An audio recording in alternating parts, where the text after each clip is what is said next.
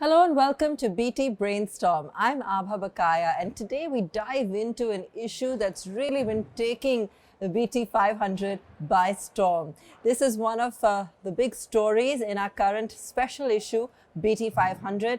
And to discuss this in detail, I have with me Saurav Majumdar, the editor of Business Today magazine, joining us from our Mumbai studio, along with Krishna Gopalan, deputy editor of Business Today magazine. Our guest today, Sriram Subramaniam, founder and MD in Govern Research Services. Neeraj Grover, also with us, assistant professor, Azim Premji University. Sumit Agarwal, managing partner at Reg Street Law Advisors, and Sudeep Mahapatra is also with us, partner SNR Associates. Gentlemen, what a fabulous panel, and great to have you all with us here on the show today. Saurav, let me kickstart by really setting the context. We've all been very aware of some of the very high-profile cases that have come to light, but there must be so many more below the surface that are gripping shareholders across the Indian marketplace. Tell us why you chose to do this story in the BT 500 issue. Yeah, thanks, Abha. Actually, this is the very reason why we decided to do it. There are so many cases now which have come to the forefront about shareholders now beginning to really assert themselves and forcing managements to get back to the drawing board on several resolutions, including typically remuneration. And we've seen this as a growing trend. And let me tell you that nobody is really out of bounds. Some of the biggest companies, some of the best known CEOs, some of the biggest entrepreneurs are now being forced to reassess the kind of the plans which they've brought forward to shareholders. And I think that trend is increasing over time. And there are a couple of reasons, quite a few reasons, in fact, which it is because of. And we will go into those reasons during the course of this discussion, I'm sure. But it is a growing trend, and which is why we thought there was no better issue to actually take stock of, rather than the BT 500, which is actually a compendium of India's most valuable companies. So here we wanted to take stock of how these valuable companies, and many of these companies are taking stock of this new growing phenomenon of shareholder activism. Absolutely. So let's bring in our guests on this and understand why now. Let me start with you, Sumit, and get a sense of the rising activism we're seeing. How new is this to India, to India's most valuable companies? We know that promoters have been really facing the brunt of it. They're not able to just wing it anymore. There has been a lot of scrutiny. What's led to this evolution? Thank you, Abha. I agree with Saurabh that there is an increase in shareholder activism. But when we see this has been largely in this decade, especially when there was an entire change in legal regime and Companies Act 1956 got changed to Companies Act 2013. There, the provisions were strengthened to provide special rights to the shareholders, including to the minority shareholders. Now, while India has not seen many cases regarding the class action suits, however, for operation mismanagement or for seeking the responsibility of the management or even to the promoters to that extent, whether in the context of National Company Law Tribunal or SEBI or even in the context of Competition Commission, a large number of litigations have come to fore, including the rise of proxy advisors. Now you have a specialist proxy advisory firms which provide their opinions or the recommendations which are taken into considerations for voting by the institutional shareholders.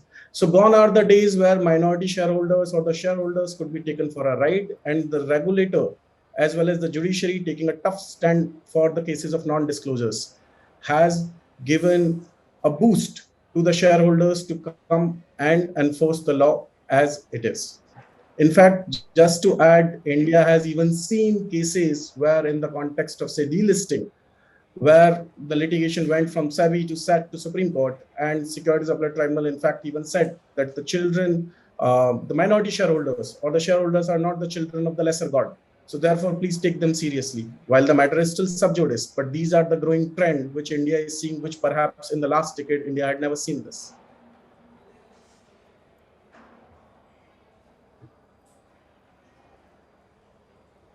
Krishna, you want to come in here as well? Yes, my understanding, at least going on the basis of the story and the in-depth reporting we got into, it was just stunning to realize how even some of the large companies have not been spared. So it doesn't matter what the size is, the moment you're a minority shareholder, I think the biggest source of comfort is your voice can be heard and your voice will matter. So these two things stand out in my mind as being the key takeaways from the reporting point of view is concerned. As we've jokingly mentioned in the story, you start with a letter of the alphabet, you will find a company in the middle of that kind of a crisis. So it doesn't matter which industry you're in, how large the promoter holding is, if an issue is raised, and if the shareholder has a problem with it, they demand a certain level of clarity by way of an answer from the company, which I think is most fascinating from my point of view. So, Sriram, give us a sense of whether or not this is actually being implemented effectively. As Krishna mentioned, we did a detailed look in the magazine at some of the changes in corporate governance and the kind of scrutiny that's currently being put onto certain practices. But are there loopholes? Is there a way that companies aren't necessarily implementing all of the suggested practices? What's really being seen on ground? Good afternoon. Firstly, thanks for having me on this forum, and it's a privilege. If you look at the practice, companies used to take minority shareholders for a ride. So one needs to look at what is currently the shareholding of companies. So that matters to a large extent. If the promoter stake is 75% or it is lower than 50%, etc. What is the shareholding of the institutional shareholders? What is the shareholding of the foreign institutional shareholders? All these come to the fore because that is where it impacts the thinking of the promoters and the management of the company. Two is the nature of issues, of course, has changed and evolved over a period of time. Initially, large M&A kind of transactions or capital restructuring kind of transactions used to be under large scrutiny. Now, even director appointments, CEO compensations, auditor appointments have become much more come to the fore.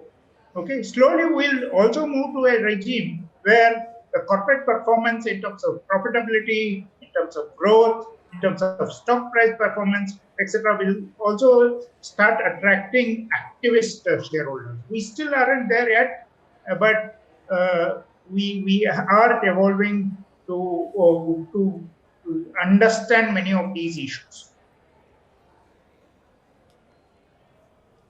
And just to complete and dwelling on any loopholes as such, see, obviously, it is still a long way to go, right? I mean, where right now managements can take, especially in the Z case, Dish TV case, etc., there have been how the management has pushed back now, taking the investors to court or doing tactics which are outside of the purview of, I would say, corporate democracy in some way. So we need to see how the landscape evolves.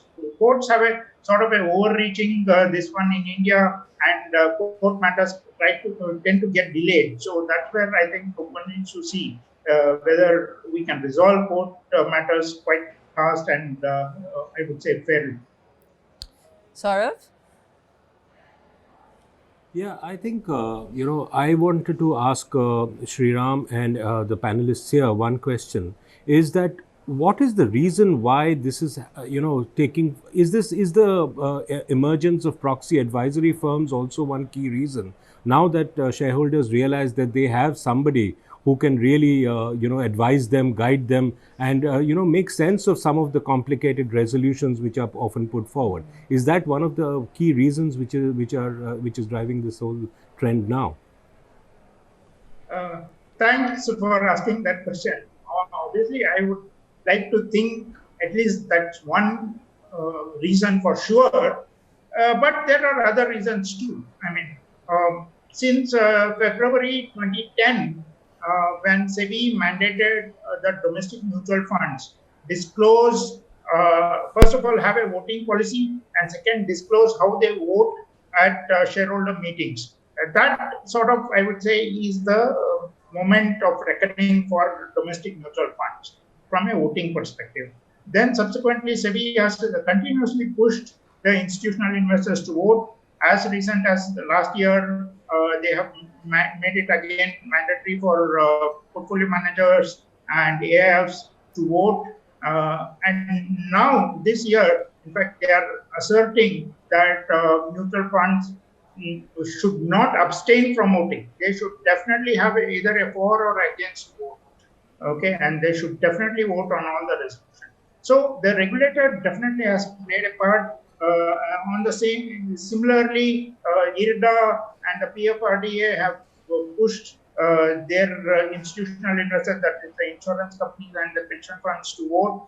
And all these institutional investors are now signatories to a stewardship code.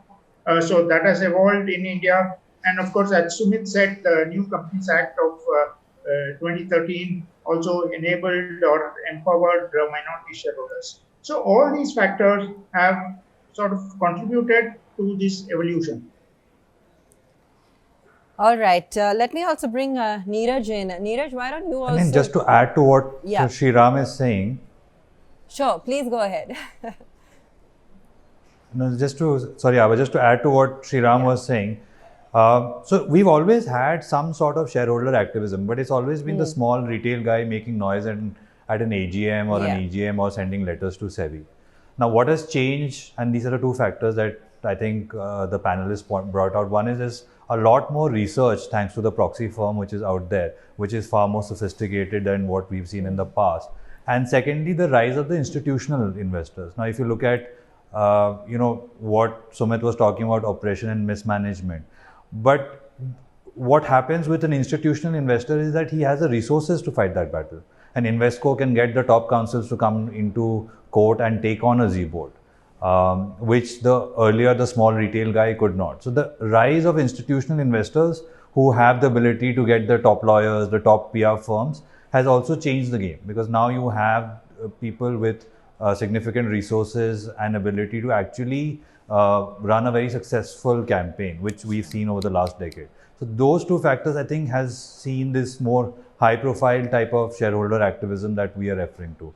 India's had a long history, but it's just, this is much more sophisticated, much more prominent, which is why it's now sort of getting more eyeballs. Okay, Neeraj, let me also bring you in and get your perspective on this, and also where we are vis-a-vis developed, countries when it comes to shareholder activism. Thanks, Abha. Very interesting points. I think shareholder activism is a complex topic. I imagine that when you refer to activism, a peculiarity of Indian condition is that we are not just talking about activism against the management, but also against other shareholders. And that makes it all the more difficult to be an activist shareholder in such a landscape. So I think two things have happened. One is, of course, law has gone a step ahead, and that's been duly noted. However, the second, and I think the more important factor behind these recent incidents have been the changing landscape of who these shareholders are. But I would still not be entirely optimistic about this as of yet. Another reason being that shareholder apathy has been a long-noted problem. Institutional investors simply have no incentive to go ahead and act as an activist shareholder, but they simply fall back on market metrics and rely on that to justify their roles.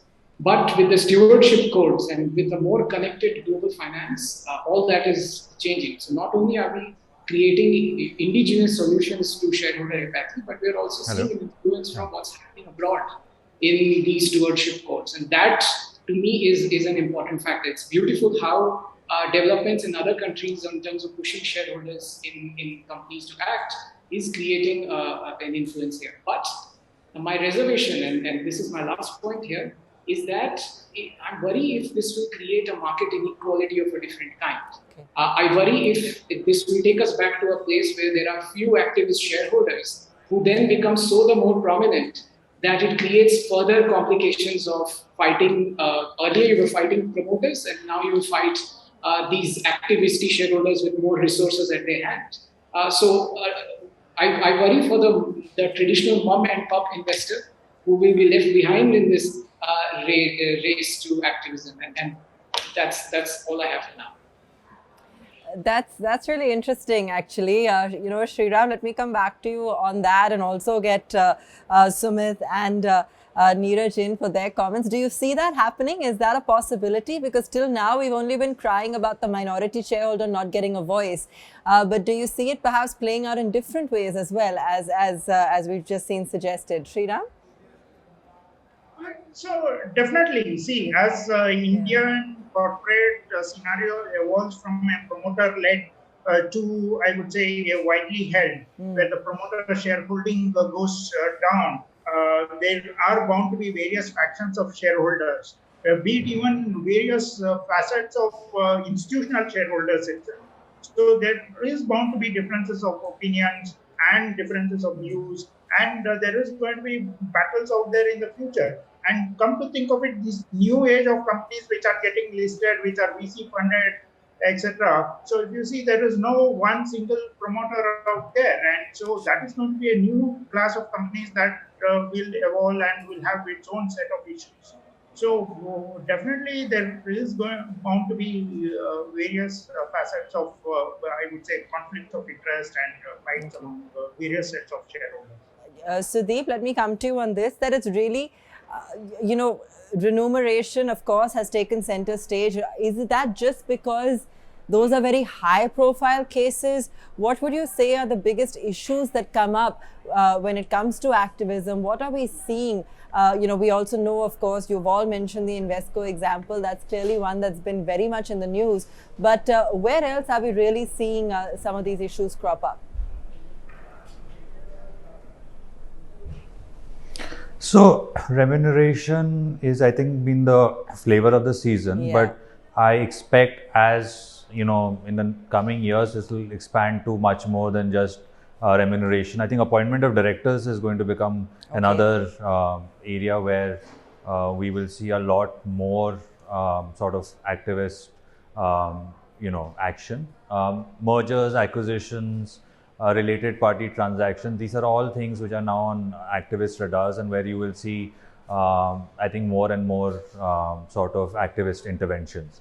Remuneration has obviously caught the, grabbed the headlines in recent times, but I think you will see in the coming years that this will expand into different areas of corporate governance and not just stop at remuneration. I had an interesting question which was asked of me by some of the CEOs which we've been speaking to for the story and otherwise. While this is a very good trend, I mean, people asking questions, smaller shareholders getting their due, forcing managements to rethink and all of that. Is there a danger, however, that some of this may actually go overboard and become needlessly combative between the shareholders and the managements, and therefore forcing managements to sort of backtrack on strategically important decisions? Now, is there a danger of this going overboard? Neeraj, Sumit? Yeah, Sumit, go ahead. The way I see it is, and I'll take what Sudeep said further, that in the times to come, we are going to see not only regarding the appointment or the compensation, but including on the cases relating to, say, takeovers, relating to delisting or restructuring. And we have seen some of the indicators. For instance, we had seen not only in Eicher Motors, we had seen, in fact, the former SEBI chairman, his reappointment in Vedanta, or Mr. Rao being his compensation in Infosys, or Mr. Deepak Parekh himself being reappointed in HDFC in 2018. Sure. We, in fact, even see the cases like Apollo Tyres or Alacarjo Logistics. So such examples are only indicative of the facts that in the coming years, there are so many such noises which are going to be made.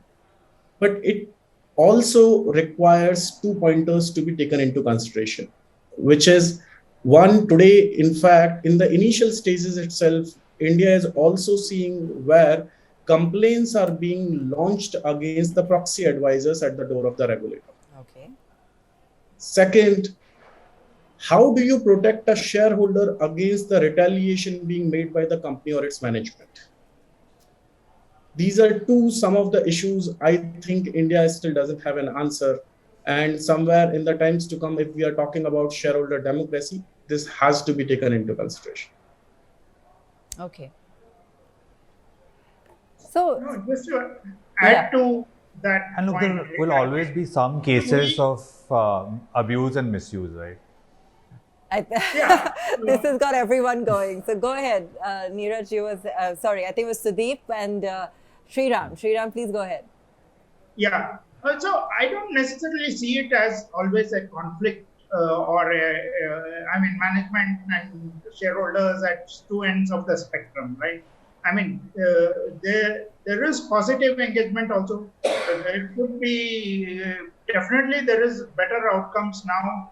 I see that in fact interactions with independent directors of many of the boards tell that there is deeper analysis, there is deeper involvement of the independent directors in the affairs of the company, etc. So no longer, in fact, are many of these abusive transactions or proposals coming up to even the board or the shareholders. In fact, because of this focus and the demand from the board, so what has happened is many of the things that could have been taken for granted in the past is no longer coming out, or rather not being done. Transactions, be it related party transactions, be it other cases, etc., where the promoter sort of thought of the 100% of the cash flows to be their cash flows and completely roughshod minority shareholders. Even if large companies, that used to happen in the past, but no longer can they afford to do that. So I think this should be seen in such a context that there is a positive environment and it enhances the corporate governance of the whole capital markets in the country.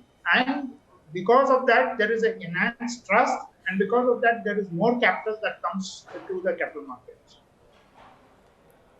Interesting. Actually, you've hit on a really important point there, and I want to take that forward with whoever would like to jump in, because, you know, while on one hand we've had shareholders crying foul about, you know, or promoter shareholders crying foul about that increased scrutiny and how it's unfair, especially when it comes to remuneration, one can consider that as fairly entitled also, you know, when one thinks about the minority shareholder who's really just worried about the kind of money that they're putting in and wanting to be a lot more involved. The trading economy, you know, the traders really here in the Indian markets have also, you know, seen a huge jump, especially over the last year or so. And the number of people that are getting into the markets is exponential. So from that point of view, would it be fair to say that the time when perhaps promoters could take those unilateral calls or convince people of their view is now well past us, and going forward, we're really entering into a new era now? Abha, I wanted to put in another aspect to this whole discussion.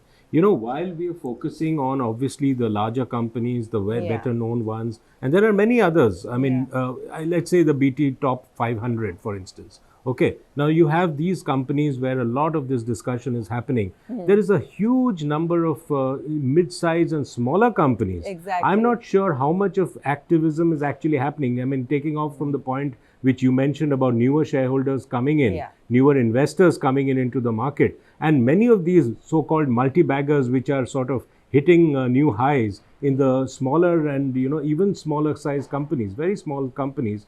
I mean, there are shareholders there too. Are they raising enough voices? Are the proxy investors, proxy advisors looking at them? Are institutions looking at them? We would like to know what's going on in that space as well, you know. Absolutely. Who would like to jump in? Yeah, I mean, because it is for proxy advisory firms itself directly to us. I mean, see, obviously, we will go where the investors are, right? I mean, at the end of the day, and that is fair to us, where the issues are. I mean, be it a 100 crore market cap company or a 500 crore market cap company, if an investor is there and seeking some redressal, we will definitely help. So that is the response. We, in fact, this year have worked on a couple of cases where very activist shareholders in just a 500 crore market cap kind of a company, we have helped such a shareholder. But of course, the outcomes, I mean, media doesn't cover it. Those kind of issues are there. That's a different matter altogether. And that's just the big question. Are we headed in for a more systemic change altogether? Is this just a series of high-profile cases, or is this something that's a change that's here to stay and in favor of the minority shareholder and in favor of the rising interest in India's stock markets? Gentlemen, thank you so much for joining us on the show today. Great to have all of you with us, sharing your perspective, your experiences and insight. Saurav, Krishna, thanks so much for being part of this conversation. And of course, do take a closer look at the BT 500 issue for an in-depth look at the story and all the various angles to it. That's all from us on BT Brainstorm. Thanks for watching. If you like the video, do like, comment, share and subscribe.